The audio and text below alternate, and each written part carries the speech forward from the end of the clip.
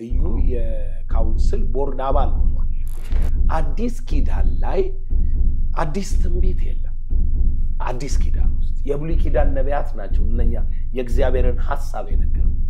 አሁን የእግዚአብሔር ሐሳብ በክርስቶስ ኢየሱስ ከመወለዱ እስከ ትንሣኤው እስከ አብቀኙ ድረስ ተፈጽሟል አሁን ፖለቲካ ተንታኞች አገሪቱ ወደዚህ ትሄዳለች ኢኮኖሚ ተንታኞች ያልሆነን እኮ ነው ገና የሚነግሩ አይደለም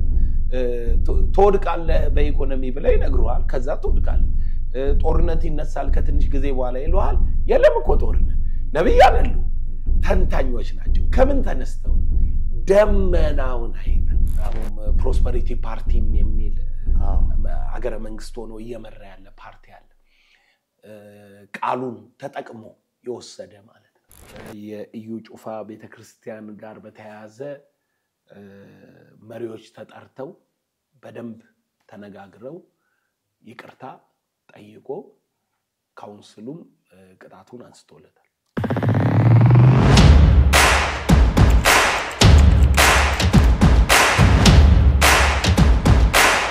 ጤና ይስጥልኝ ውድ ተመልካቾቻችን የኢትዮጵያ ሚዲያ ነው የምንገኘው በሐዋርያው ዘላለም ጌታቸው ኦፊስ ውስጥ የተልእኮ ለትውልድ ቤተክርስቲያን ነው ዘላለም ጌታቸው የተልእኮ ለትውልድ ቤተክርስቲያን መስራችና በቤተክርስቲያኗ ባለራዕይ ነው ላለፉት 30 ዓመታት በአገር ውስጥም ሆነ በውጭ ሀገር ሰፊ አገልግሎት መስጠት ይታወቃል በተጨማሪም የኢትዮጵያ ቪዥነሪ አብያተ ክርስቲያናት ህብረት ፕሬዝዳንትን በመሆን ያገለገለ ይገኛል እንዲሁም የኢትዮጵያ ወንጌል አማኞች አብያተ ክርስቲያናት ህብረትም የቦርድ አባል በመሆን ያገለገለ የሚገኝ እንግዲህ በአንጋፋ ወይም ነባር አገልጋይ ነው ማለት ነው እንኳን እንግዲህ እዚህ ቃለ መጠይቅ ፈቃደኛ ስለሆንክ እጅግ እናመሰግናለን እኔም እጅግ አድርጌ አመሰግናለሁ ምንገኘውም ደግሞ በአንተ ባሰራኸው ያንተ ቤተክርስቲያን ባሰራችው ህንጻ ላይ ነው በጣም የሚያምር ህንጻ ነው በጣም ውብ ነው ከውጭ ማይተነዋል ከዚህም ያየነው ነው ተመልካቾቻችን እንደምታዩት በጣም የተለየ ነው እንግዲህ ህንጻው በጣም ደስ ይላል ስለዚህ በድጋሚ ፈቃደኛ ሆነ ስለተገናኘን እናመሰግናለን ታዩ ጥያቄዎችን ያቀረብን እንግዲህ አሁን ቆያለን ማለት ነው እስቲ እንግዲህ ተልእኮ ለትውልድን እስቲ ባጭሩ እንዴት መግለጽ ይቻላል ባለፉት 30 ዓመታት ቀላል ጊዜ አይደለም በእነዚህ ዓመታት ውስጥ ምን አይነት መንፈሳዊ አገልግሎቶች መንፈሳዊ ፍሬዎችንም ብላችኋል አግኝታችኋል አዎ ያ ተልእኮ ለትውልድ የራዕይ በራዕይ ላይ የተመሰረተ ቤተክርስቲያን ነው በራዕይ ላይ ማለት ራዕይ ስንል ከመሆኑ በፊት አስቀድሞ የተሰጠ ኮሚሽን ማለት ነው የእግዚአብሔር ለዚህ ትውልድ በዚህ ዘመን የጊዜው ሐሳብ አለ ስለዚህ ከጊዜው ሐሳብ ተነስቶ እግዚአብሔር ቤተክርስቲያንን አሁን የደረሰችበትን የሚቀጥለውን ትውልድ የሚደርስበትን ሐሳብ ሰዎችን ያስነሳና ያንን አጀንዳ ይሰጣቸዋል በዛ አጀንዳ ውስጥ ሰዎች ትውልዱን ልክ እንደ እግዚአብሔር እንደ ልቡ ሐሳብ ይሰራሉ ማለት ነው ከተመሰረተው በቀር ሌላ መሰረት የለንም መሰረታችን የሐዋርያትና የነቢያት መሰረት 66ቱ መጽሐፍ ቅዱስ ነው ነገር ግን እግዚአብሔር የቤተክርስቲያን ታድሶ ወደ ክርስቶስ ምጽአት ወይንም ሙሽርነት የሚያመጣ ነው ቤተክርስቲያን እንደምታውቀው ላለፉት ሺህ ዓመታት በጨለማ ውስጥ አልፋለች ይባላል ከዛ በኋላ ታላቁ የታድሶ ከሚባለው ከማርቲን ሉተር ታድሶ ቀጥሎ በየዘመኑ እግዚአብሔር የመጀመሪያዋን የሐዋርያትን መልክና የክርስቶስ ኢየሱስን ሙሽራ የምትሆነውን እውነተኛይቱ ቤተክርስቲያን እስክትመጣ ድረስ ሰዎችን እየላከ እግዚአብሔር ያድሳል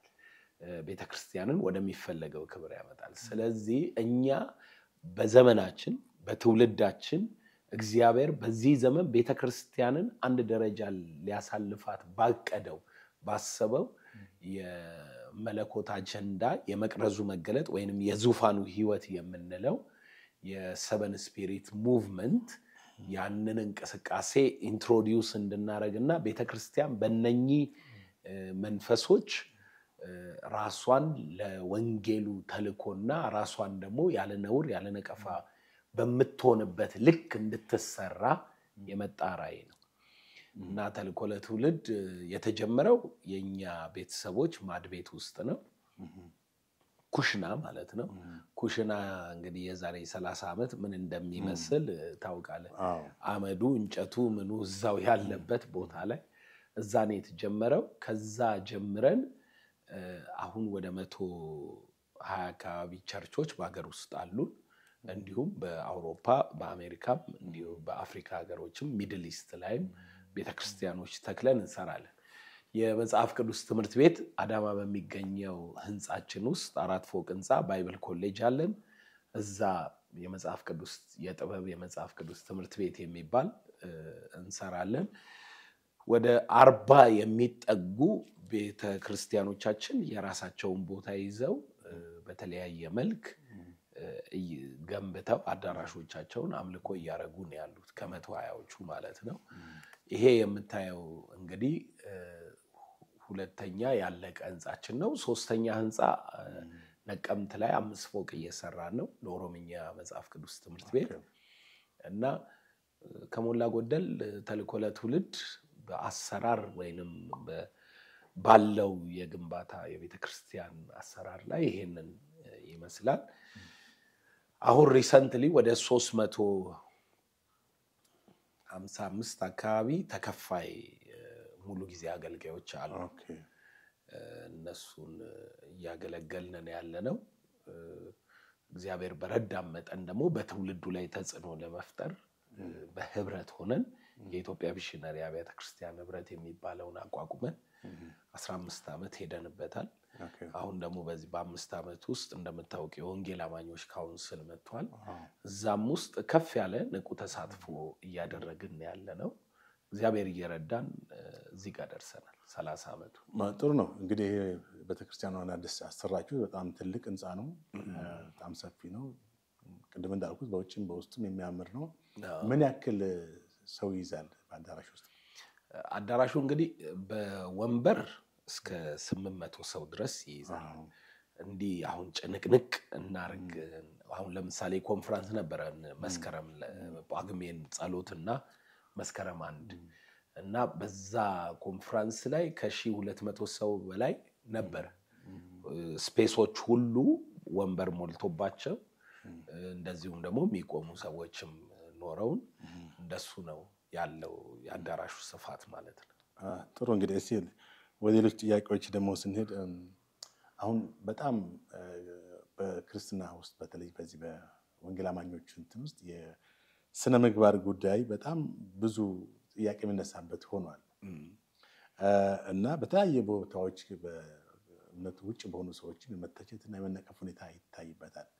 እዚህ ክርስቲያናዊ ስነ ምግባርን እንዴት እንደ አንድ ቪዥነሪ ቤተክርስቲያን ማለት መስራችና ባለ ራዕይ እንዴት መግለጽ ይቻላል እንግዲህ ክርስትና ራሱ በኔቸሩ የተመሰረተው በኢየሱስ ክርስቶስ ትንሳኤ ላይ ነው ትንሳኤ ብለን የምንጠራው ደግሞ ብርሃን ማለታችን ነው ስለ ስነ ምግባር ስትጠይቀኝ እየጠየቀኝ ስለ ብርሃን ፍሬዎች ነው በተቃራኒው ደግሞ ጨለማ የሚባል በጨለማ ያሉ የሚባሉ ደግሞ የስነ ምግባር ባህሪዎች ናቸው መንፈስ በሁለት ይከፈላል ቅዱስ መንፈስና ርኩስ መንፈስ ብለን እነኚህ ሁለት መንፈሶች ደግሞ ወደዚህ ዓለም ሲገቡ ወይንም በሰው አካል ላይ ሲገለጡ በባህሪ ወይንም በስነ ምግባር በሚተገበሩ ስራዎች ይገለጣል ማለት ነው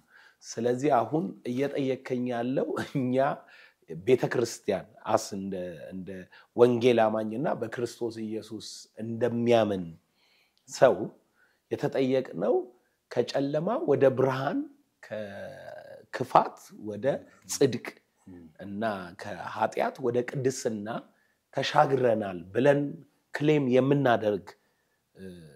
ማህበረሰብ ነው እንደ ህዝብ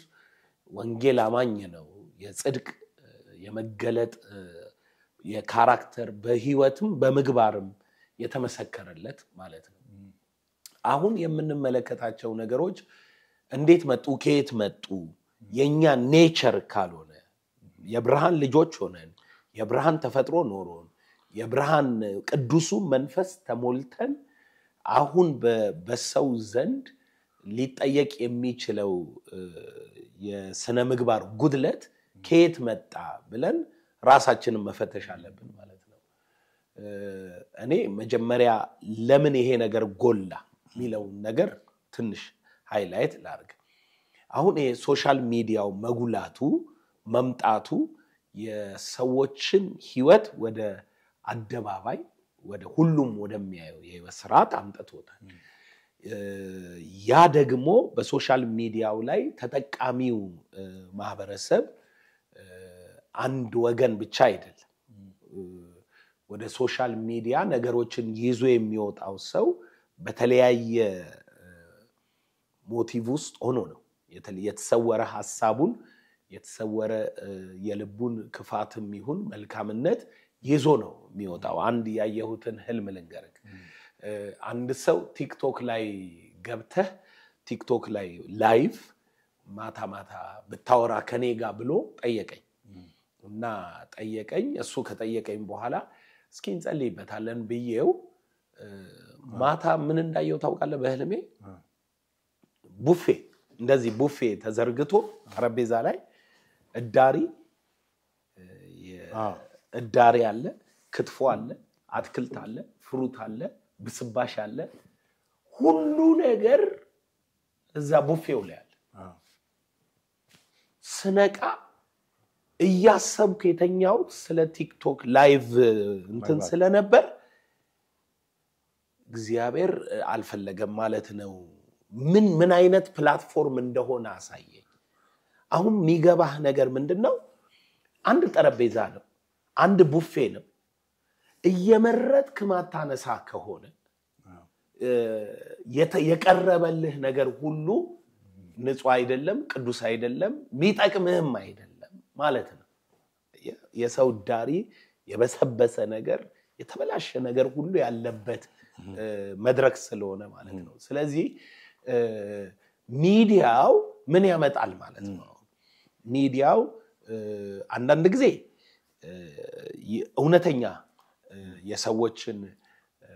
የተሳሳተ ካራክተርና ጉድለት ወደ አደባባይ ያመጣል። በእውነት የሳቱትን ማለት ነው። ሌላ ጊዜ ደግሞ ተቃዋሚ ሰዎች ቲያትር ሰርተውብህ ታሪክ ደርሰውብህ ሚዲያ ላይ ሊያወጡህ ይችላሉ። ስለዚህ አሁን እኔ የሚገባኝ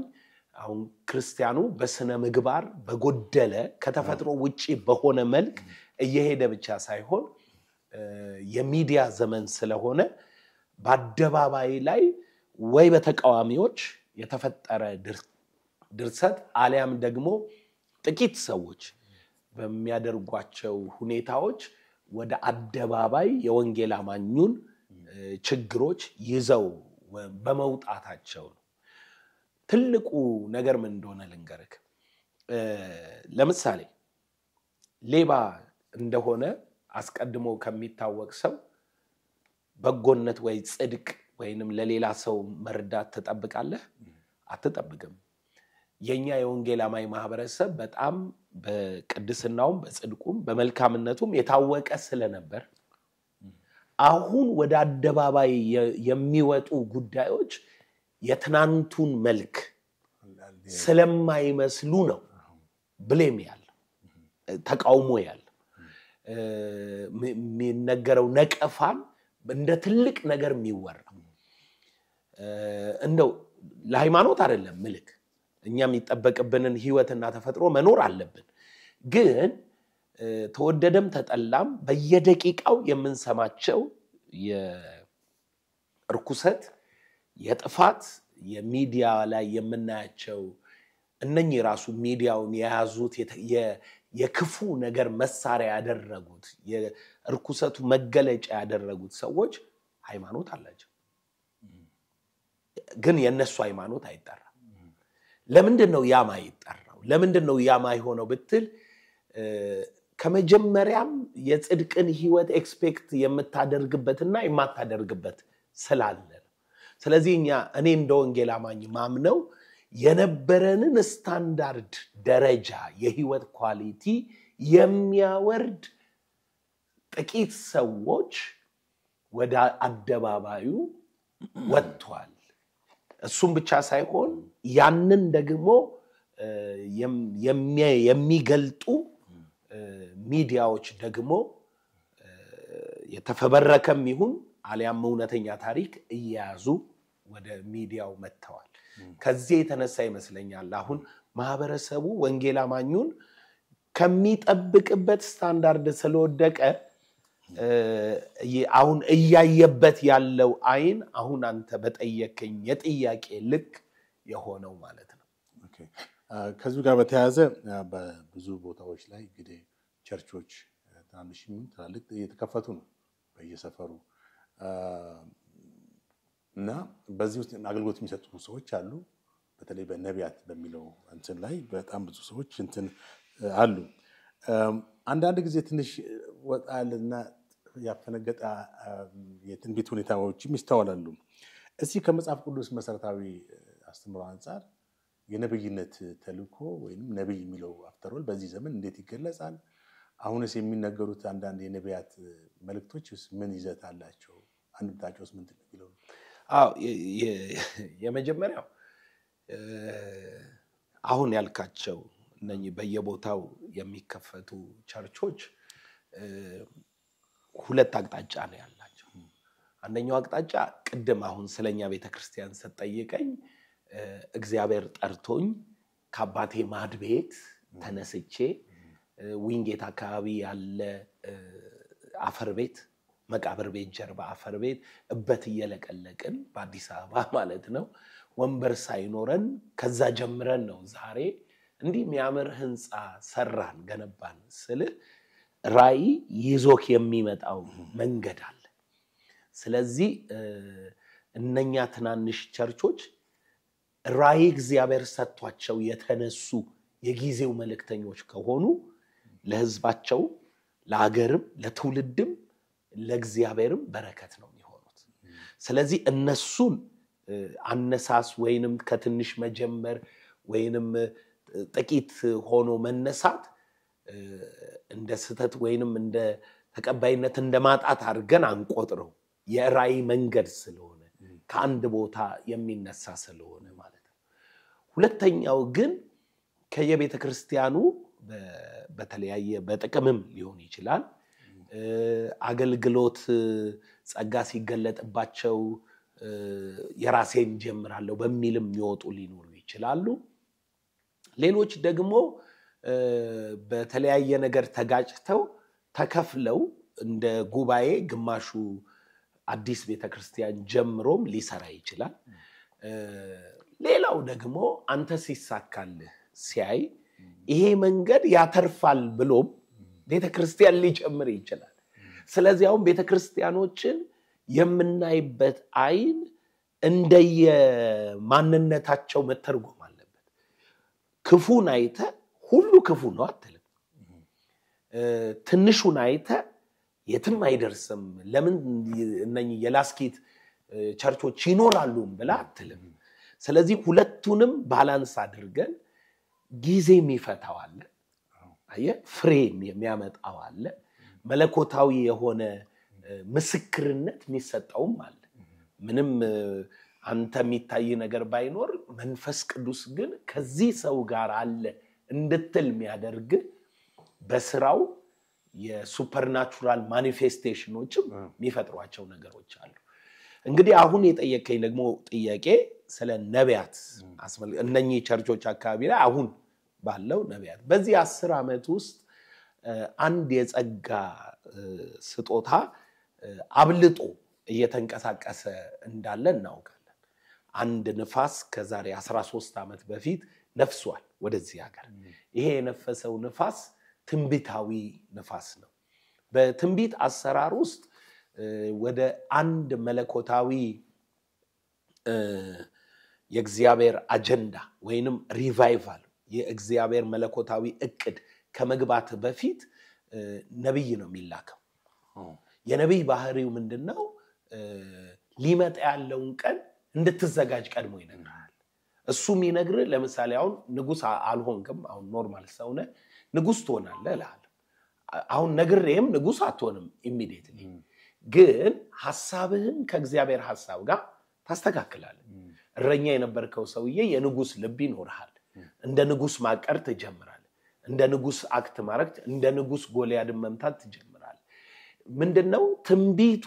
ለሚቀጥለው ስራ ያዘጋጃል ማለት ነው ስለዚህ እያልን ያለነው የሚመጣ መለኮታዊ ሪቫይቫል እና እንቅስቃሴ ኢትዮጵያ ላይ ስላለ እግዚአብሔር አስቀድሞ ነቢያቱን ይልካል ነቢያቱ ሲመጡ ምን ያደርጋሉ ሲተነብዩ የሚቀጥለውን የእግዚአብሔር አጀንዳ ሰው ከዛ አጀንዳ ጋር አንድ አይነት ልብ እንዲኖረው ያነቃቆታል ማለት ነው ስለዚህ እግዚአብሔር በዚህ ምድር ላይ አጀንዳ አለው በኢኮኖሚው ላይ አጀንዳ አለው በፖለቲካው ላይ አጀንዳ አለው በሃይማኖት ተቋማት ላይ አጀንዳ አለው እግዚአብሔር የመጨረሻ ዘመን ላይ ስለሆነ በፍጥነት እየሰራ ነው ያለው ስለዚህ ኢትዮጵያ ውስጥ የእግዚአብሔር አጀንዳ የሚንቀሳቀስበት መለኮታዊ ፕሮግራም በነቢያቱ አፍ ቀድሞ መነገር አለበት ይሄን ከአሞጽ ምዕራፍ 3 ቁጥር 10 ላይ ምን ይላል መሰለ አሞጽ ትንቢተ አሞጽ ምዕራፍ 3 ቁጥር 10 ላይ እንደዚህ ይላል አንበሳ ገሳ የማይፈራ ማን ነው እግዚአብሔር ተናገረ ትንቢት የማይናገር ማን ነው ለባሪያዎቹ ለነቢያት ሳይነግር አንዳችን አያደርግም እና ይላል ሊያደርግ ሲል እግዚአብሔር አስቀድሞ ምን ይላል ለነቢያት ይነግራል በሌላ አማርኛ ነብዩን ልኮ ነው ከዛ እግዚአብሔር እንዲህ ላረግ ነው ይላል ለምሳሌ ጦርነት ልትወጣ ነው ጦርነት ሊወጣ ለተዘጋጀ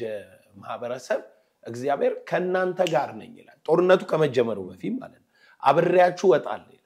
ወይንም ነገስታቱ ይጠይቃሉ እግዚአብሔር አብሮን ይወጣል አይወጣም ብለው ከዛ ነብዩ ምን ይላል እግዚአብሔር እንዲህ ብሏል ዛፉ ሲንሸዋሸው ከፊታችሁ ወጣለሁ ብሏል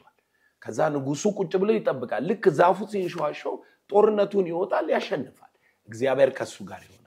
እግዚአብሔር ለነቢያት ሳይነግር አንዳች ምን አይልም አያደርግም ማለት ነው ስለዚህ አሁን የነብይ ትርጉም የነብይ አሰራር ምንድነው ብለ ከጠየቀኝ ነብይ ማለት ነባህ የሚለው የዕብራይስጥ ቃል ኦሪክል አንደበት ማለት ነው እግዚአብሔር ሐሳብ አንተ አሁን እኔ እያወራውክ ነው አይደለም አሁን ተመልካቾቼ እያዩኝ ዋው ይሄ ልጅ ጥሩ ነው የሚናገረው ይላል ከኔ በለጠ ሐሳብ ሊኖር ይችላል ግን መናገር ወደ አማርኛ ወደ ተሻለ ቋንቋና ቃላት መለወጥ አየ ሚችለው ሰው ተናጋሪ ነው አንደበተ ርቱዕ ነው እንለዋለን አይደል እንደሱ ማለት ነው ነብይ ማለት እግዚአብሔር ያሰበውን በሰው ቋንቋ የሚናገር በሰው የእግዚአብሔርን ሐሳብ በሰው ልክ የሚያወርድ በሰው የተገለጠ የሐሳብ ደረጃ የሚያስረዳ ማለት ነው የእግዚአብሔር አፍ ነው እግዚአብሔር ኦሪክል ነው እንላለን ኦሪክል ነው አንደበት ነው ለእግዚአብሔር እንላለን ስለዚህ አዲስ ኪዳን ላይ አዲስ ትንቢት የለም አዲስ ኪዳን ውስጥ የብሉይ ኪዳን ነቢያት ናቸው እነኛ የእግዚአብሔርን ሐሳብ የነገሩ አሁን የእግዚአብሔር ሐሳብ በክርስቶስ ኢየሱስ ከመወለዱ እስከ ትንሣኤው እስከ አብቀኙ ድረስ ተፈጽሟል አሁን እግዚአብሔር ላንተ አዲስ ሐሳብ የለውም በክርስቶስ እንድትሆን ነው ሐሳቡ ለምሳሌ አንተን ለመፈወስ እግዚአብሔር በኢሳይያስ ስለመተላለፋችን ቆሰለ ስለበደላችን ደቀቀ በርሱ ቁስል እኛ ተፈወስን ብሎ አሁን ይሄ ቃል ላንተ ነው የተጻፈው በእኛ ስለሚል አንተም አለህ እኔም አለሁበት ነገር ግን እዛ ውስጥ የተጻፈው ምን ይላል በርሱ ቁስል ይላል ሚቆስለው መምጣት አለበት ስለዚህ አሁን ሚቆስለው መጣ አሁን ይሄ ትንቢት ያንተ ነው አዲስ ትንቢት እግዚአብሔር ፈውሳለሁ ሚል አይነግርም በእምነት ከተቀበልክ በክርስቶስ ኢየሱስ መገረፍ አንተ ተፈውሳል አንደርስታንድ አረከው ስለዚህ አሁን አዲስ ትንቢት የለም አድነሃለሁ አይልም እግዚአብሔር በመስቀል ላይ አድኖሃል አይደል አንድ ቀን ትንሣኤን ሰጣችኋለሁ አይልም በክርስቶስ ኢየሱስ ትንሣኤ አረጋግጦልናል አያውን ቤዚክ የሆነው መለኮታዊ ትንቢትና ሥርዓት ተፈጽሟል ማለት ነው እና አዲስ ኪዳን ላይ የምን ትንቢት ነው ያለው ካልከኝ የክርስቶስ ምስክርነት የወንጌል ትንቢት ነው ያለው የክርስቶስ ምስክርነት ማለት ክርስቶስ ፈውሶሃል ቤት በአብ ቀኝ ባለው የፈውስ ኃይልና ማዳን አይደለም ባዳነህ በተቤዠ በመስቀሉ ስራ ፈውሶሃል ነገር ግን አሁን አንተ ፊዚካሊ አልተፈወስክም መገረፉ ያንተ ፈውስ ነው አንተ ግን አልተፈወስክም ስለዚህ እግዚአብሔር ምን አደረገ መንፈሱን ለቤተ ክርስቲያን ሰጠ አይተህ እንደሆነ ሐዋርያት ሥራ ምዕራፍ 2 ላይ መንፈስ ቅዱስ ከወረደባቸው በኋላ ቋንቋቸው ተቀየረና ጴጥሮስ ያንን ሰክረዋል ሲሏቸው አይኛኩ ሰክረን አይደለም ትንቢት ነበረን አለ ኢዩኤል የተናገረው በስጋ ለባሽ ሁሉ ላይ ከመንፈሴ አፈሳለሁ አለና ሴቶችና ወንዶች ልጆቻችሁ ትንቢት ይናገራሉ ይሄ ትንቢት ምናዊ ነው ማለት ነው አሁን እንደ ብሉይ ኪዳን እግዚአብሔር እንዲህ ያደርጋል ሚል ሳይሆን ይሄ ትንቢት መንፈስ ሲሞላ ወይንም የመንፈስ መገለጥ ሲመጣ ያንተን ፈውስ ሚያጸና የእምነት ቃል ነው ማለት ነው ሮሜ መጽሐፍ ምዕራፍ 12 ቁጥር 5 አካባቢ ላይ ምን ይላል ጳውሎስ ሲናገር ትንቢት የሚናገር እንደ እምነቱ መጠን ትንቢት ይናገር ይላል ከነገና የዮሐንስ ራእይ ምዕራፍ 19 ቁጥር 10 ላይ የኢየሱስ ምስክር ወንጌል ማለት ነው የትንቢት መንፈስ ነው ይላል አየ ወንጌል ራሱ ስነግር ፕሮፌሲ ነው እየነገርኩ ያለው አሁን የምትኖረው የመጣበትን ታሪክ ሳይሆን ጌታ በክርስቶስ እንድትኖር የጠራህ ነው መነገር ስለዚህ ፕሮፌሲ ይሄ እንደለመድነው በብሉይ ኪዳን እንደነበሩት እግዚአብሔር እንዲህ ሊያደርግ አስቧል ሚል አይደለም ለምን አድርጎ ስለጨረሰ ነገር ግን የተደረገልህ በአንተ ህይወት ይገለጥ ዘንድ ከመንፈስ ወደ አካላዊ ዓለም ይመጣ ዘንድ የሚነገር የእምነት አዋጅ የእግዚአብሔር ድምጽ የመንፈስ ቅዱስ መገለጥ ነው አሁን የምናያቸው ትንቢቶች የሚል እንግዲህ ትንቢት አሁን እንደነገርኩ ወይም በመንፈስ ሆነ መንፈስ ቅዱስ ሞልቶ ምትናገረው ሌላም ድምጽ አለ ጠንቋይ ቤትም ብትሄድ እኮ ድምጽ ነው የሚነግር አይደለም ሟርተኛም ደጋሚም መተተኛም አስማተኛም ሁሉም ያወራው መንፈስ ከሆነ ከድምጽ ነው የሚጀምረው እንጂ ከአካል አይጀምርም ከድምጽ ነው የሚጀምረው ስለዚህ ሰዎች በእግዚአብሔር መንፈስ ብቻ ነው ወይ የሚናገሩት ሚል ጥያቄ ያስነሳል አንዳንድ ጊዜ ፋሚሊየር የሆነ ስፒሪት አለ ቤተክርስቲያን ውስጥ ያለ እንደ ቸርች ነው ታይፑ ፋሚሊየር ማለት የተለማመደ ነው አክት ሲያረግም እንደ ክርስቲያን ነው ልሳንም ሊጸልይ ይችላል ከዛ ሲገለጥ ስታየው ግን ጸጋ ሳይሆን ዲስትራክቲቭ ስፒሪት ታይበታል ሲያሟርት ሲገድል ሲረግም ወንጌል ስለአንተ የተነገረ የጸጋ ቃል እንጂ አንተን የሚያጠፋ ቃል አይደለም ወይ ወንድምህን ለመግደል መንፈሳዊ ስልጣንና ኃይል የምትጠቀምበት አይደለም ስለዚህ ሁሉ መንፈስ አንድ አይደለም ምክንያቱም ጳውሎስ ትንቢትን ሁሉ አትመኑ መናፍስት ከእግዚአብሔር ሆነው እንደሆነ ግን መርምሩ አትመኑ ተብሎ መርምሩ ይላል በምን መርምሩ አለ ክርስቶስ በስጋ እንደመጣ የማይታመን መንፈስ ይላል ዮሐንስ ከእግዚአብሔር አይደለም ክርስቶስ በስጋ መምጣቱን በምን አውቃለሁ ለእኔ ቤዛ ሊሆን ነው በስጋ የመጣው እንጂ ያለ የነበረ ጌታ ነው በስጋ እንደመጣ ካመንክ ተቤዥቷል ማለት ነው ድነሃል ማለት ነው በመስቀሉ ስራ አርነት አውጥቷል ቅዱሱ መንፈስ ሰጥቷል ማለት ይሄንን ጸጋ እምነት ክርስቶስን የሚነግር እርሱ የእውነተኛ ቅዱሱ መንፈስ ነው ምክንያቱም መንፈስ ቅዱስን ልክላችኋለሁ ያለው ክርስቶስ ስለሆነ ማለት ነው አሁን ፕራክቲካል ከሆነው እንምጣ እነኚህ አሁን ፕሪንሲፕል ናቸው የነገርኩ ፕራክቲካል ወደ ሆነው እንምጣና ሰዎች ከተማችን ላይ ትንቢት እየተናገሩ የትንቢቶቹ ስርዓቶች መጽሐፍ ቅዱሳዊ መሆናቸውን በመናውቃል አየ ትንቢት ባካሄዱ ወደ ኋላ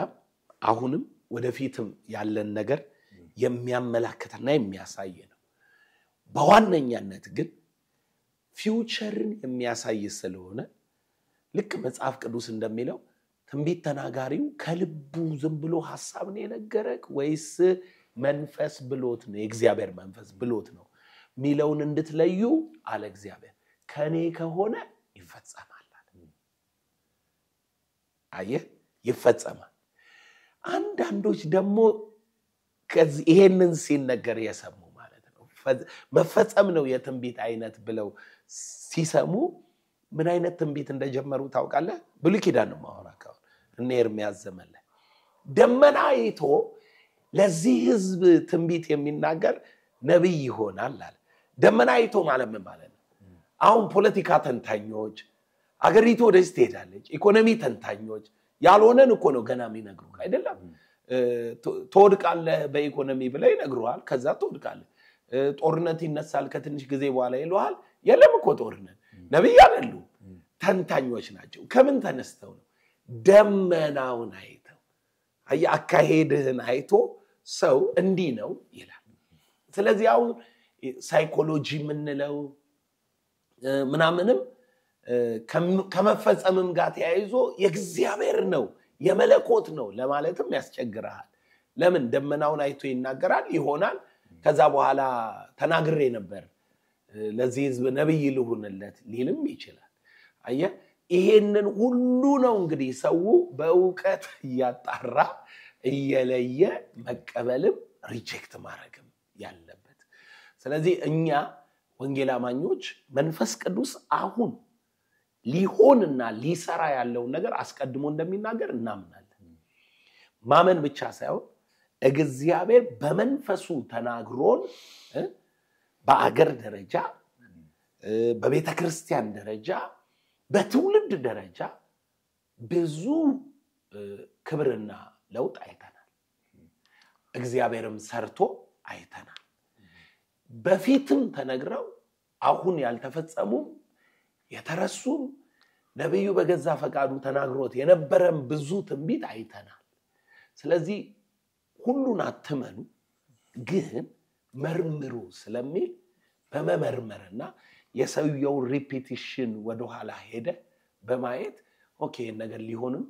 ላይሆንም ይችላል ብለ መጠበቅ ጥሩ ነው በያምናል ጥሩ ከዚሁ ከቤተክርስቲያን አገልግሎት ሳንወጣ በተለያዩ ቤተክርስቲያናቶች ውስጥ የሚሰጡ አገልግሎቶች አሉ በጨው በዘይት በጨርቅና በተለያዩ ቁሳቁሶች አገልግሎት መስጠት ያድናል በዚህ ተጠቀም በሚል አገልግሎት የሚያደርጉ አሉ ከዚህ በፊት ፓስተር ጻድቁን ማነጋገሪያቸው በጣም ይሄ ቤተክርስቲያን ውስጥ ሊወገዝ የሚገባው ነው ብለው ነበር እንደ አጠቃላይ እንዴት መግለጽ ይቻላል ይሄ እንግዲህ ምን አለ መሰለ እኔ አሁን ስለ አንድ ነገር ስጠይቀኝ መረጃ አድርጌ ማመጣለ መጽሐፍ ቅዱሱ ምን ይላል አባቶቻችን ተጠቅመውበታል ከዛ በኋላስ አሁን ደግሞ ምን እየሆነ ሄዷል ይሄንን በትክክል ዝም ብለንም መቃወም ዝም ብለንም ማግበስበስ የለብንም ምክንያቱም እኛ ከሁሉ በላይ የእግዚአብሔር ቃል ይበልጣል ብለን ምናምን ሰዎች ዓለም ሁሉ ልክ አይደለም ቢልህና የእግዚአብሔር ቃል ልክ ነው ካለ ልክ ነው ማርቲን ሉተር ያው እንደምታውቀው ካቶሊክ ዓለም አቀፍ ናትና ዓለም ሁሉ ተቃርኖ ቆሟል አለው አንድ ጋዜጠኛ ሲጠይቀው ማርቲን ሉተር እንዲህ ብሎ መለሰ እኔም ከእግዚአብሔር ጋር ሆኜ ዓለምን ተቃውሚያታለሁ ከእግዚአብሔር ጋር ነን ወይ ነው ጥያቄው አሁን ያልካቸው እነኚህ ዘይት ጨው ውሃም ጨርቅም የተለያዩ ምልክቶች መጽሐፍ ቅዱሳዊ ናቸው ወይ በራሳቸው አሁን የሚሸጡት ወንበዴዎች ናቸው ስለሚሸጡት አይደለም አሁን እያወራው ያለው እነኚህ ነገሮች መጽሐፍ ቅዱሳዊ ናቸው ወይ ምልክትስ አላቸው ወይ ይሰራሉስ ወይ የሚለው በትክክል መረዳት አለበት ሽያጩን ተቃውሞኮ ማርቲን ሉተር ተናግሯል ሽያጩን ካቶሊክን ሲቃወም በዛን ዘመን ይሸጥ ስለነበር ጽድቅ ይሸጣል ፈውስ ይሸጥ ሁሉ ነገር ይሸጥ ስለነበር ነው የተቃወመው ነገር ግን ተቃውሞ ሲሄድ anointing ወይንም ዘይትን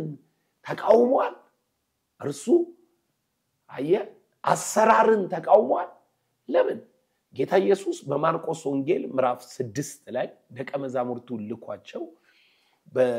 ያስቀመጠው ሐሳብ ምንድነው ደቀ መዛሙርቱ ሄደው ዘይት እየቀቡ ፈወሱ ይላል እንግዲህ ኢየሱስ ዘይት ሰጥቶ ላካቸው አይልም ግን ደቀ መዛሙርቱ አጋንንት አወጡ ይልና ዘይት ቀብተው ድውያንን ፈወሱ ይላል የተለመደ ነገር አለ ማለት ነው አይሁዶቹ ይዘው የሚሄዱት የእግዚአብሔር ሰዎች ሁሉ ጊዜ ከጃቸው ማይጠፋ ሳሙኤል ዘይት ይዞ ነበር ሳኦልን የቀባው ዳዊትን የቀባው በእንትና ፈንታ እንትናን ቀባው ብለው ንጉስ ይቀባ ነበር በዘይት ጋር የተያዘ መለኮታዊ ምልክት አለ ማለት ነው ሙሴ በዘጸአት 30 ቁጥር 31 ላይ ይህ ለልጅ ልጆቻችሁ የቃል ኪዳን ምልክት ይሁንልኝ ይላል እግዚአብሔር ይሁንላችሁ አላለም ለኔ ይሁንልኝ ይላል ያ ማለትስ ምንድነው የሚገልጠው አየ ይሄንን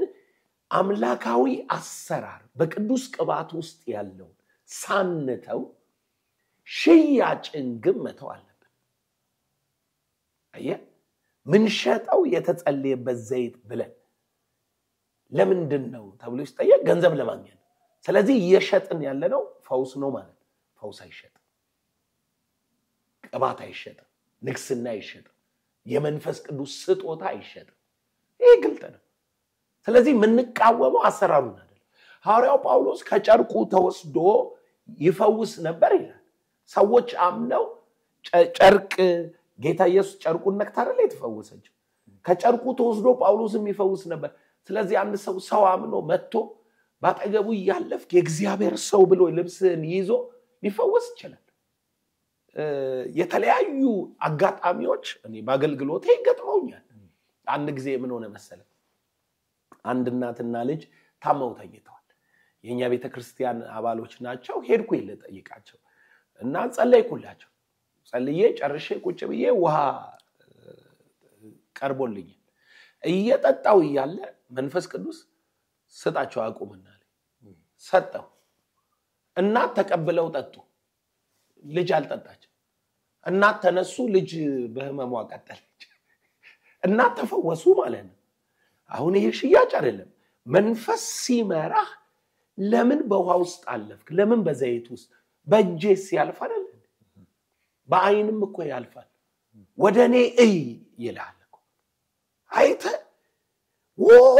ብሎ አጋንንት ይጫዋል አይነን ይያል ሰዓት ነበልባል አለ አይኑ ውስጥ ይላል እንግዲህ የሰው ፌክ አይደለም ጮኸው ጣስተለው ያደረገውን ሲናዘዝ ሰማዋል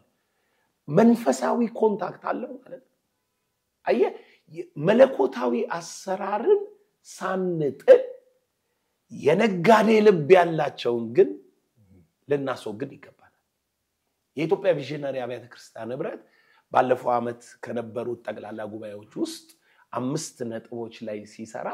ከአምስቱ 3ቱ ያተኮሩት ሽያጭን አስመልክቶ በፍጹም የማንቀበል መሆናችን ስለዚህ አሁን በከተማችን ላይ የዘይት ሽያጭ የጨርቅ ሽያጭ ይሄ የውሃ ሽያጭ የምናምን ተብሎ የተጸለየበት ነው ይሄንን ግዙና ትድናላችሁ ትፈወሳላችሁ ቢባል አንቀበል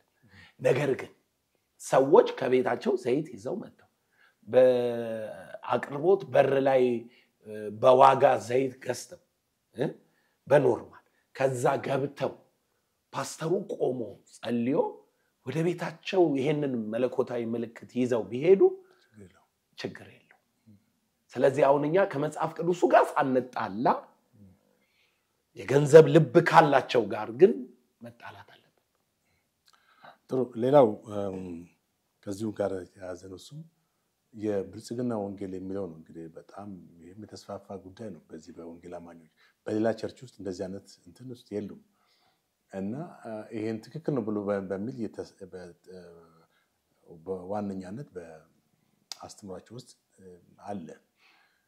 ወንጌል ከብልጽግና ጋር ምን አይነት ሪሌሽንሺፕ አለው የመጀመሪያ ሶስቱንም ጥያቄህን ማህበረሰብ ውስጥ ካለው ሐሳብና መጽሐፍ ቅዱሳዊ እይታ እያየን ያለ አይደል ሁለቱን ያሳይቻለሁ አሁን ሶስተኛው ብልጽግና የሚለው ፕሮስፐሪቲ የሚለው አሁን የመጀመሪያው አሁን ፕሮስፐሪቲ ፓርቲም የሚል አገረ መንግስት ሆኖ እየመራ ያለ ፓርቲ አለ ቃሉን ተጠቅሞ ይወሰደ ማለት ነው ፕሮስፐሪቲ ነው ከቃሉ ነው የምትረዳው እንጂ ከሆነ እንትን ጋር አይደለም ቃሉ ነው ወደ ትምህርት ተቀይሮ አስተምሮ የሚሆነው ኔጌቲቭ ሳይዱን አሳያለሁ አሁን ግን መጀመሪያ በአቋም ደረጃ ከቃሉ እንነሳና ተርጉም የፍቅር ወንጌል ብንል ምን ይያለ ነው ፍቅር ውስጥ ምን አለ ወንጌል አለ አይደለም ወይንም ወንጌል ውስጥ ፍቅር ነው የተገለጠው ወንጌል ውስጥ መተጥላቻን ነፍሳት ገደላን ምናምን አታገኝም ማለት ነው አይደለም የጽድቅ ወንጌል የብርሃን ወንጌል አይደለም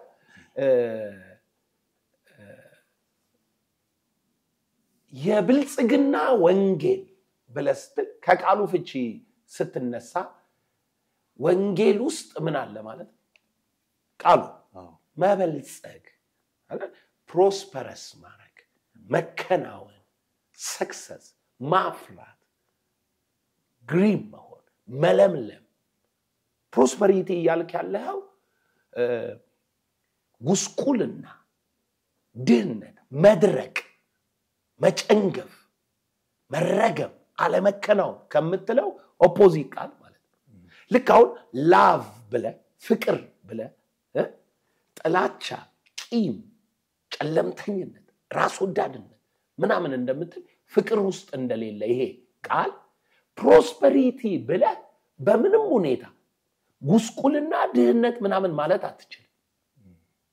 ምክንያቱም የዚህ ቃል ተቃራኒው ነው ፕሮስፐሪቲ ወርድ ነው ስለዚህ መጀመሪያ ወርዱን መጽሐፍ ቅዱሳዊ ነው ወይ ማለት አለበት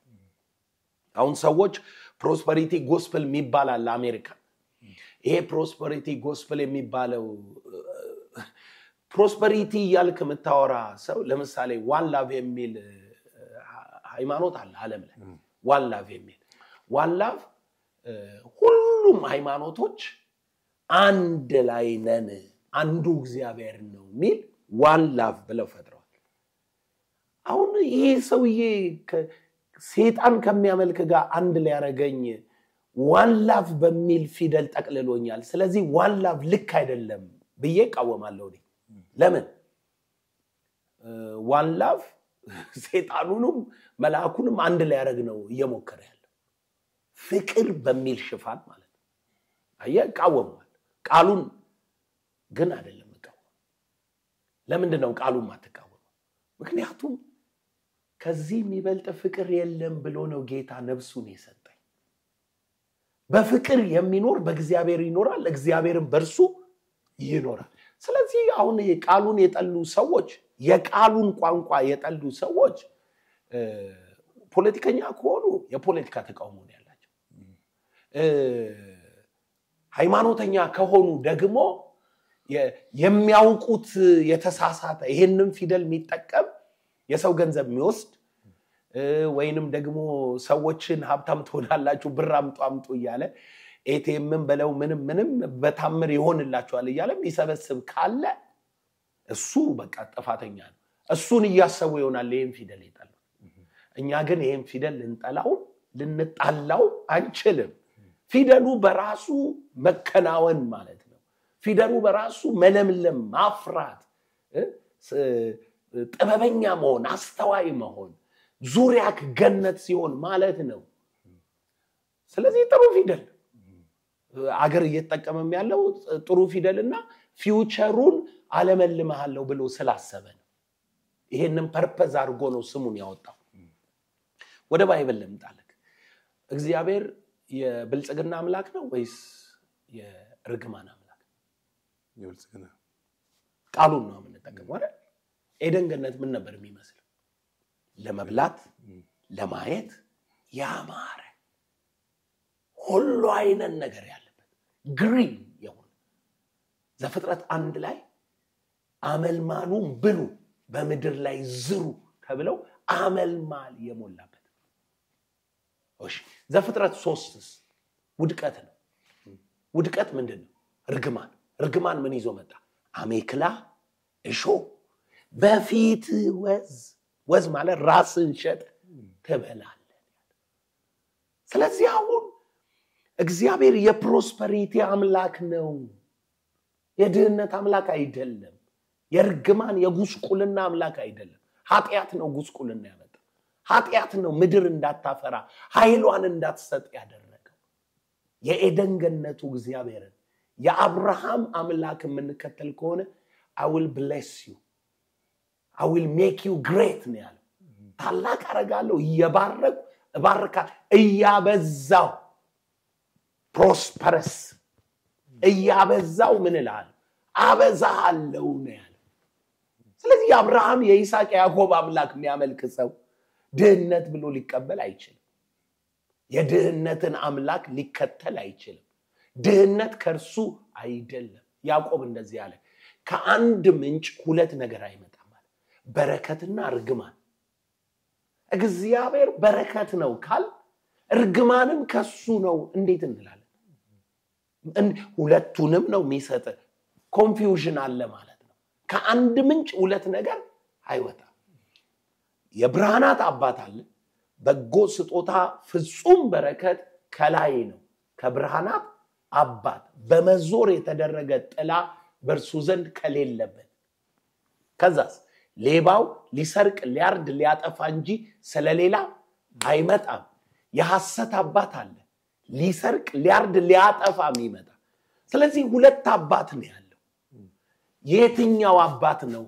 የብልጽግና የትኛው አባት ነው የመከናውን አባት ይሄንን ነው ማመን ያለብን የመንደር ወሬ የለቃቀምን መምጣት የለብንም ከቃሉ ትርጉም ተነስተን እውነትን አውቀን ልንከተል ልንቀበል ልናፈራ ይገባናል አምላካችንም የምን አምላክ እንደሆነ ማወቅ አለብን ካለዛ ድህነት አምላክ ነው ያመልካለ የድህነት አምላኩን ይዞ መቀጠል ነው ያለበት በእግዚአብሔር ስም ግን የድህነትና የርግማንን ስርዓት አምላክነት ለያችን ላይ መጫን አይቻልም እውነተኛ ተርጓሜው መያዝ ግዴታችን ስለሆነ ማለት አንተ የምትቃወመው ወይንም የጠየቀኝ ጥያቄ ህዝብ ያማረረው የትኛው አይነት ሰባኪ ነው አየ የብልጽግና ሰባኪ ብሎ ካንተ አምጣ አባዝቼ ሰጣል ለምን ለራሱ አባዛ ከብቷል ያመለ ዘይቴን ግዛኝ ይሄን ስታረግ እንደ ማጂክ ለምንድናለ ጠንቋይ ቤት ሄደን እኮ ረጨት አርጉ ግራዋውን አይደለም ፈንዲሻው ወደ ደጅ በተናርኩ ተብሎ አይደለም ገበያ የሚሳባ የሰላቢ መንፈስ የእግዚአብሔር መንፈስ የሰላቢ አይደለም ከሌላው ሚነጥቅ የሚወስድ መንፈስ እግዚአብሔር የለው God is a giver source ነው እግዚአብሔር ስለዚህ ይሄንን አይነት ገና ኢጎውን ያልጨረሰ ሰልፊሽ አካሄድ የሚሄድን ሰው እንቃወማለን እውነተኛው ቃልና ብልጽግና ግን ያምላካችን ባህሪ ነው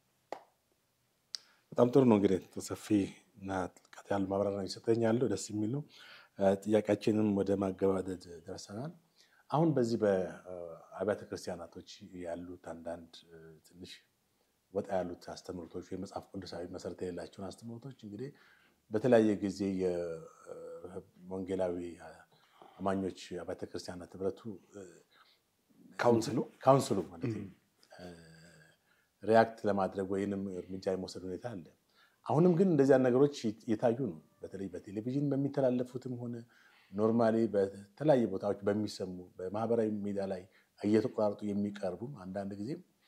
የሚያስቁምና የሚያዝናኑ ሆነው የሚቀርቡበት ሁኔታ በጣም ሰፊ ነው በቲክቶክ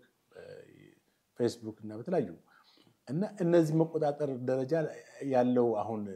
ኦቶሪቲ ምን ያክል ነው ምክንያቱም ከዚህ በፊት የወሰናቸው ውሳኔዎችስ ምን ያህል ተፈጻሚ ሆነዋል ለምሳሌ በአገልጋይ ዩጩፋ ላይ የሚወሰነው ውሳኔ ነበር ምን ደረጃ ላይ ደርሷል አንተ ካውንስሉ እንግዲህ የስራ አስፈጻሚ አካል ነው ምን ደረጃ ሌሎችም ስማቸውን አሁን መጥራት ላስፈልግ ይችላል በዚህ ቦታ ላይ አሉ እንግዲህ ብዙ ሰዎች እንደሚያውቃቸው እና ትንሽ የቸርቹን እንትሮ ወይም አጠቃላይ የሃይማኖቱን ገጽታስ የማጠልሸት ሁኔታ የለም ወይ? እየታየም ነው በእርግጥም ደግሞ ቅድም እንዳልኩ እንግዲህ ሃይማኖቱን ለማጠልሸት ያለው ሁለት አቅጣጫ ነው በያለው የፈጠራም ስራ ከሐሳቡ ውጪ የሆኑ ተቆርጠው የሚቀርቡ ነገሮች በእነኝነሳቅ ሚል አንድ እንትን አይቻለሁ ግን ሰባኪዎችን ነው ያመጣ የሚናገሩት ቤቶች ባይኖር በምን ስቃለን በቃ አይተዋል አንተ ማለት ነው እንደዚህ ይሄንን ያህል እስኪዳፈሩ ድረስ የሚሄዱ የሚቆራር ለራሳቸው ከእውነቱ ተነስተው ሳይሆን አንዳንዱ እኮ የሚያስቅ አይደለም የሚናገረው ነገር ካንተ ሃይማኖት አንፃር ልክ ላይሆን ይችላል ከራሳችን እምነት አንፃር ግን ልክ ነው ልክነታችንን እነሱ ያረጋግጡልንም ማለት ነው ይሄ እንዳለ ሆኖ ማለት ነው ካውንስሉ ምን ላይ ነው ያለው ላልከኝ ካውንስሉ እንግዲህ እንደ አቋም አድርጎ ከአንዳንድ ጉዞዎች በኋላ ባለፈው በተለይ አመት ከምናምን ሆኖናል ሁሉም ህብረቶች ሁሉም ቤተ እምነቶች በካውንስሉ ስር ያሉ የዘይት ሽያጭን አስመልክቶ በጥቅሉ ዘይት ይሁን ውሃ ይሁን ምንም ይሁን ሽያጭን አስመልክቶ የካራክተር ግድፈቶችን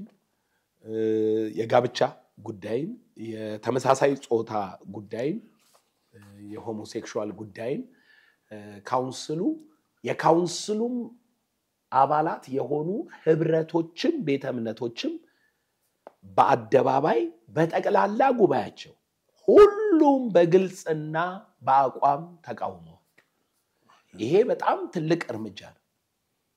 እንደዚህ አይነት እርምጃ ከዚህ በፊት ሁሉ ተስማምቶ በአንድ ሐሳብ አልወሰደም ነበር አሁን ግን ቪዥነሪንም ጨምሮ ሁሉም ህብረቶች በዚህ አቋም ተስማምተው እርምጃ ወስደው ወደ አደባባይ ወጥተዋል ስለዚህ ትልቅ መርታ ነው ብለን እናምናለን ሁለተኛ ዘይት ፕራክቲካሊ እየሸጡ ያሉ ሰዎች ያው ወደ ሚዲያ ካውንስሉ ይሄን እየሰራው ነው ያንን ያረኩ ነው ብሎ አያወጣ ነገር ግን በቢሮ እየተጠሩ ሁሉ እንደዚህ አይነት ልምምድ አላቸው የሚባሉ ቤተ እምነቶች ሁሉ ተጠርተው በቀጥታ ምክር ተሰጥቷቸው መጽሐፍ ቅዱሳዊ አቅጣጫ ተሰጥቷቸው ሊያደርጉት ሊለማመዱት የሚገባው የታምራቱን ምልክትነት መንገድ እንጂ የሽያጩ መንገድ መሄድ እንዳለባቸው ተስማምተው ብዙዎቹ ተመልሰዋል ይሄንን እንግዲህ ካውንስሉ አደባባይ ወጥቶ ይሄን እየሰራው ነው እየጠራው ያወራው ነው ነገር እየሰራው ነው አይል ነገር ግን የቆዩ ቪዲዮዎች አሁንም ለታይት ይችላል ከእንደገና ደግሞ አሁንም ደግሞ እዛም ጨርሰው ወጥተው መሸጥ ያላቆሙ ደግሞ ሊኖሩም ይችላል ያንን እንግዲህ በሂደት እየቀረበ እየታደሰ የሚመጣ ጉዳይ ነው የነብይ እዩ ጩፋ ጉዳይ የተነሳው በሚዲያ ላይ በተፈጠረ ሚስ አንደርስታንዲንግ ነው የነበረው ከዛ በኋላ ግን ካውንስሉ ወደ ውሳኔ እየመጣ ሲሄድ ጉዳዩ በስራ አስፈጻሚ በህግ ክፍል በእንተንም በጠቅላላ ጉባኤም ታይቶ ተጠርቶ በቲዮሎጂ ኮሚሽን ተመክሮ ቲዮሎጂ ኮሚሽኑ ማድረግ ያለበትን አድርጎ የኢዩ ጩፋ ቤተክርስቲያን ጋር በተያያዘ መሪዎች ተጠርተው በደንብ ተነጋግረው ይቅርታ ጠይቆ ካውንስሉም ቅጣቱን አንስቶለታል ስለዚህ አሁን ኢዩ ጩፋ እንደማንኛውም የካውንስሉ አባል ቤተ እምነት ኮንጌል አማኝ ካውንስል ጋር አብሮ እየሰራ ነው ያለው ኦኬ በዚህ ላይ ነው ያለው ስለዚህ ካውንስሉ ከፍተኛ ስራ ላይ ነው ያለው እና በጣም ብዙ ነገሮች በአቋም ደረጃ እየተስተካከሉና እየተለወጡ ነው ያሉት ጥሩ ነው እንግዲህ ነብዩ እዩ ጩፋ ያው በካውንስሉ የነበረ የጣለበት እገዳ መነሳቱን ገልጸልኛል። ነገር ግን በሰሞኑ በዚህ በማህበራዊ ሚዲያ ላይ የዩ ጩፋ የጴንጤቆስታል ምክትል ፕሬዝዳንት እንደሆነና የካውንስሉም የቦርድ አባል እንደሆነ በተለያዩ ማህበራዊ ሚዲያዎች ሲሰራጭ ነበር። ምን ያክል እውነት ነው? እንግዲህ ምንድነው ካውንስሉ የራሱ የሆነ ወደ ስራ አስፈጻሚ ወደ ቦርድ ወደ ጠቅላላ ጉባኤ ስትመጣ የውክልና መላኪያ ደብዳቤ ይሰጣል። ከዛ በኋላ ወደ ካውንስል ከመጣ በኋላ ካውንስሉ ስፔሻሊ ቦርድ አስመልክቶ ቦርድ ላይ ይቀርባል። ቦርድ ላይ እከሌ የሚባል ሰው ለምሳሌ ከቪዥነሪ ሐዋርያ ዘላለምን ለቦርድ አባል እንዲሆን ለዚህ ካውንስል ልከዋል ተብሎ ደብዳቤያቸው ለካውንስል ቦርድ ይቀርባል። እዛ ቦርድ ላይ ጥያቄ ያላቸው ሰዎች ጥያቄያቸውን ይጠይቃሉ። ተቃውሞም ካለ ተቃውሟቸውን ያቀርባሉ። በዚህ መልክ ነው ምንሰራው። በዚህ መልክ ተሰርቶ ያልተቀበልናቸው ሰዎች ብዙ አሉ። ይሄ with experience ማለት ነው ምነግርህ። ከመጀመሪያው ከምክር ሐሳብ ጀምሮ አንዳንድ ሰዎች በጣም ትልቅ ተጽዕኖ ያላቸው ሰዎች ሁሉ እዛ ካውንስል ውስጥ በነበረው ስርዓት ለመቀበል ወደ ቦርድ እንዳይገቡ ተብሎ የተከለከሉ አሰራር አለና የነብዩ እዩ ጩፋ ጉዳይ ፔንቴኮስታል የሚባለው ህብረት ወክልናውን ወክየዋለው ብሎ ሰጠ እንጂ ፔንቴኮስታል ህብረት ነው እንጂ ያንን ያለው ካውንስሉ መቀበሉንም አለመቀበሉንም ማረጋገጫ አልሰጠም። እንግዲህ አሁን እንደሰማነው ከሆነ ፔንቴኮስታል ደብዳቤውን ገና አላመጣም። ፔንቴኮስታል መላኩን ነው ሚዲያ ላይ ያወጣው እንጂ እዩን ቦርዱ ተቀብሎታል አልተቀበለውም የሚለው የካውንስል ቦርድ ተቀብሎ የፔንቴኮስታልን ደብዳቤ ሲያጸድቅ ነው እዩ የካውንስል ቦርድ አባል ሆኗል። የፔንቴኮስታል ምክትል ፕሬዝዳንት ሆኗል የፔንቴኮስታል እንደዚህ ነው የሚለው ግን የህብረቱ ጉዳይ እንጂ የካውንስሉ ጉዳይ አይደለም። ግን ዞሮ ዞሮ ከካውንስሉ ጋር ያለው ማለት ልዩነት ተቀርፏል። ካውንስሉ ይቅርታ አድርጎለት እሱም ይቅርታ ጠይቆ ካውንስሉ ተቀባይነት አግኝቷል። ይሄ ማለት የቦርድ አባል ነው ወይንም ስራ አስፈጻሚ ነው ማለት አይደለም። ነገር ግን ፔንቴኮስታል ዜና ያየኸው ፔንቴኮስታል እዩ ቦርድ አባል ይሁንልኝ ብሎ ያው የተወጣጣ ስለሆነ ቦርዱ ሲልክ ቦርዱ መቀበል አለበት። አንተ ስለላክ ብቻ ገና ቦርዱ አልተቀበለም። ገና ቦርዱ አልተቀበለም። አልቀረበም። የካውንስሉ የፔንቴኮስታል ምክትል ፕሬዝዳንት ሆኗል የሚባለው እሱ የህብረቱ ውሳኔ እንጂ የካውንስሉ ውሳኔ አይደለም። ሶስቱም አሁን ካውንስሉም ህብረቱም ወደዚህ ወደ መካኒሱ ወደ አንድ እንትን በካውንስሉ ውስጥ የመሆን ሁኔታ እሱ አለ እኮ ህብረቶች ናቸው። ብዙ ህብረት ነው ያለው። ቪዥነሪ አብያተ ክርስቲያን ህብረት አለ፣ ፔንቴኮስታል አብያተ ክርስቲያን፣ የፍቅር ወንጌል አብያተ ክርስቲያን ህብረት አለ፣ ወንጌላውያን አንተ የምታውቀው ወንጌላውያን አብያተ ክርስቲያን ህብረት አለ። በጣም ብዙ ህብረቶች አሉ። ቤተ እምነቶች ደግሞ ቃለ ሕይወት፣ መካነ ኢየሱስ፣ ሙሉ ወንጌል፣ ገነት፣ መሰረተ ክርስቶስ ደግሞ ቤተ እምነቶች አሉ። ስለዚህ የሁላችን ስብስብ ነው ካውንስል። ስለዚህ ነው ካንተም ቦርድ ይላካል ከኛም ቦርድ ይላካል ከነሱም ቦርድ ይላካል። ቦርዱ ግን ወደ ቦርድ የሚገቡ ሰዎችን መቀበል አለበት። እስካልተቀበለ ድረስ የቦርድ አባል ነህ ተብሎ ዲክሌር አይደረግም። ይሄ የተሳሳተ ዜና ነው። ዞሮ ዞሮ እዩ ጩፋ ይቅርታ ነው እንጂ ያለው ካውንስሉ ወደ ቦርድ አባልነት አላስገባው። መልካም